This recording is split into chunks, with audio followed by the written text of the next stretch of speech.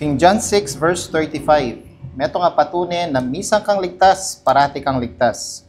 Makasulat, And Jesus said unto them, I am the bread of life. He that cometh to me shall never hunger, and he that believeth on me shall never thirst.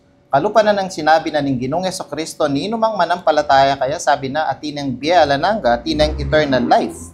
Na kumbaga, ene kumawang danum. At sinabi na mo rin kaya, ninumang lumapit kaya, alina ka dumanop.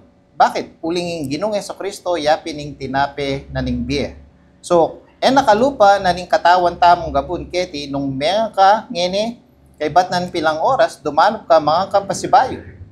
Nung minom kang danom kay bat nan pilang oras kumawa kang danom minom kang danom pasibayo.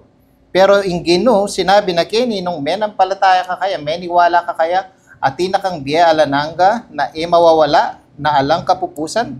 Kaya King John 6 verse 35. Metong yang malino at matibay na patunay na misang kang ligtas, parati kang ligtas.